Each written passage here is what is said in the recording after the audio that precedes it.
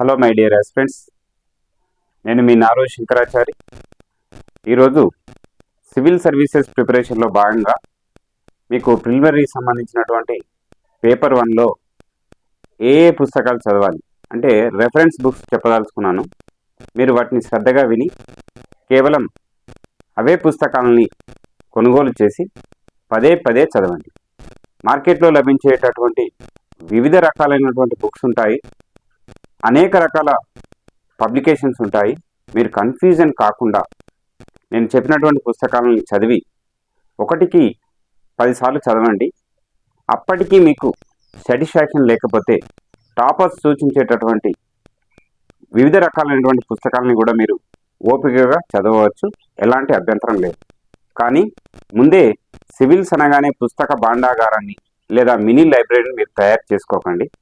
మిత్రులారా, నేను చెప్పేది శ్రద్ధగా వింటూ మీరు ఈ పుస్తకాలను కొనుగోలు చేసి మీ ప్రిపరేషన్ని ప్రారంభించండి.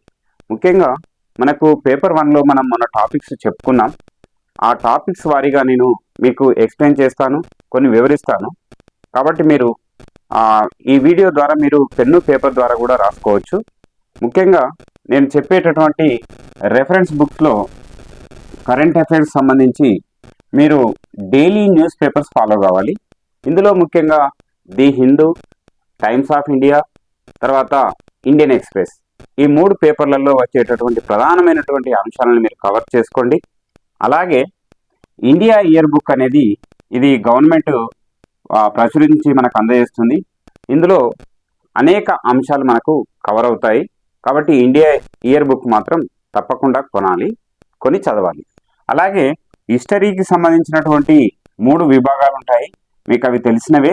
ఒకటి ancient India, medieval India, modern India. అయితే మనకి ఇక్కడ మిడివల్ ఇండియాలో 1 లేదా 2 ప్రశ్నలు మాత్రమే వస్తున్నాయి. కాబట్టి అనేక రకాల పుస్తకాలు కొని మీరు టైం వేస్ట్ చేసుకోవద్దు. మిడివల్ ఇండియాకు చాలా తక్కువ ప్రాధాన్యత ఇవ్వండి. మీరు ముఖ్యంగా మోడర్న్ ఇండియా మీద మాత్రం ఫోకస్ చేయండి. మోడర్న్ ఇండియాకు వచ్చేసరికి మీకు బిపిన్ చంద్ర మరియు స్పెక్ట్రమ్ పబ్లికేషన్ వారి రాజీవ్ ఆహిర్ అని ఉంటుంది. ఆ పుస్తకాన్ని మాత్రం క్షుణ్ణంగా అధ్యయనం చేయండి. అలాగే యాన్షియంట్ ఇండియాకి వచ్చేసరికి మీకు ఆర్ఎస్ శర్మ గారు రాసినటువంటి పుస్తకం సరిపోతుంది. మరి మిడివల్ ఇండియా సతీష్ చంద్ర గారి బుక్ 1-2 సార్లు చదివి దాన్ని అక్కడితోటే క్లోజ్ చేసుకోండి. మరియు తమిళనాడు స్టేట్ బోర్డుకు సంబంధించినటువంటి 11, 12వ తరగతి పుస్తకాలు దొరుకుతాయి. అవి కూడా చదవండి. అవి చాలా ప్రయోజనకరమైనవి, ఉపయోగకరమైనవి. అలాగే మీకు ఆర్ట్ అండ్ కల్చర్, ఈ ఆర్ట్ అండ్ కల్చర్లో నితిన్ సింఘానియా రాసినటువంటి పుస్తకం అద్భుతంగా ఉంది, అది మీకు సరిపోతుంది. ఇంకా మిగతా టాపిక్స్కి వచ్చేసరికి జాగ్రఫీ మీరు ఎప్పుడు కానీ ఎన్సీఈఆర్టీ బుక్స్ 6 నుంచి 12 తరగతులు చదవండి. ఈ జాగ్రఫీ చదివేటప్పుడు మీరు ఆక్స్ఫోర్డ్ స్టూడెంట్ అట్లాస్ కానీ లేదా orient black swan student atlas కానీ కొనుగోలు చేయండి. అట్లాస్ను మీ దగ్గరనే పెట్టుకొని జాగ్రఫీని క్షుణ్ణంగా చదవండి.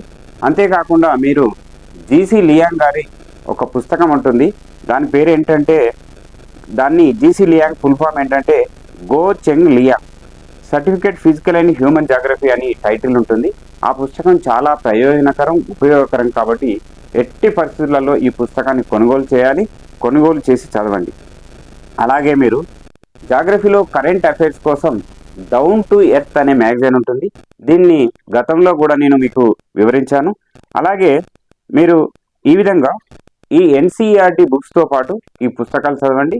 ఇంకా మీకు నచ్చినటువంటి స్టాండర్డ్ బుక్ ఎవరిదైనా ఒకటి మీరు తప్పకుండా కొనుగోలు చేయొచ్చు, చదువుకోవచ్చు. కానీ జాగ్రఫీ ప్రిలిమినరీకి సంబంధించినటువంటివి ఇవి మాత్రం సరిపోతాయి. రెండవది ఏంటంటే పాలిటీలో మీరు ఎం లక్ష్మీకాంత్ గారి బుక్ కానీ, డిడి బసు బుక్ కానీ, సుభాష్ కాశ్యప్ కానీ చదవండి. ముఖ్యంగా ఇప్పుడైతే చాలామంది పిల్లలు లేదా విద్యార్థులు లక్ష్మీకాంత్ సరిపోతుంది. కాబట్టి మీరు లక్ష్మీకాంత్తో పాటు ఇంకా ఏదైనా ఒక పుస్తకాన్ని చదువుకోండి. మీరు స్వయంగా సెల్ఫ్ నోట్స్ తయారు చేసుకోండి. వీటికి కరెంట్ అఫైర్స్ యాడ్ చేస్తూ నోట్స్ తయారు చేసుకోండి. అలాగే ఎకానమీకి సంబంధించినటువంటి ప్రిపరేషన్కి ఏంటంటే దత్తా అండ్ సుందరం లేదా మిశ్రా అండ్ పూరి అంటాము. ఈ పుస్తకం చాలా బాగుంటుంది. బేసిక్స్ చాలా ఉంటాయి. మీకు ఎకానమీ అనేది చాలా ఈజీగా అర్థమవుతుంది. మరి ఈ పుస్తకాన్ని చదవడానికి ప్రయత్నం చేయండి.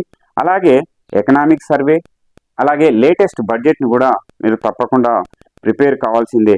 తర్వాత మీకు శంకర్ గణేశన్ అనే ఒక ఆథర్ రాసినటువంటి పుస్తకం ఉంటుంది. అది Indian economy key concepts. Indian economy key concepts. ఈ పుస్తకం చాలా చాలా యూస్ఫుల్, చాలా చిన్నగా ఉంటుంది, కానీ ఎంతో ఉపయోగకరమైనటువంటి పుస్తకం కాబట్టి మిత్రులారా మీరు చదవండి. అలాగే ఎకాలజీ అండ్ ఎన్విరాన్మెంట్కి వచ్చేసరికి 12th క్లాస్ బయాలజీ, అందులో ఉండేటటువంటి చాప్టర్స్ ఏంటంటే 13th, 14th, 15th, 16th chapter చదవండి. అలాగే కెమిస్ట్రీకి సంబంధించినటువంటిది 11th క్లాస్ సంబంధించినటువంటి ఎన్సీఆర్టీ చాప్టర్ నెంబర్ 14 అండి, ఇది చదువుకోండి. శంకర్ ఐఏఎస్ నోట్స్ కూడా చదవండి, సరిపోతాయి. అలాగే జనరల్ సైన్స్కి వచ్చేసరికి మీరు సైన్స్ రిపోర్టర్ చదవండి, అది మ్యాగజైన్. అలాగే ఎన్సీఆర్టీ 6 నుంచి 10 తరగతులకు చదువుకోండి. మరియు the Hindu science and technology issues ఏవైతే వస్తాయో అవిటిని వదిలిపెట్టకుండా చదవండి. మిత్రులారా, మీకు పేపర్ 1కు సంబంధించినటువంటి సమాచారం సమగ్రంగా ఇవ్వడం జరిగింది. ఇంకా మీకేమైనా సందేహాలు ఉంటే నాకు వాట్సాప్ చేయండి. మీకు పర్సనల్గానైనా కానీ, లేదా మీకు నేను ఒక చిన్న పేపర్ మీద నైనా కానీ రాసి మీకు వీడియోలో మీకు షేర్ చేస్తాను friends. Thank you my dear friends.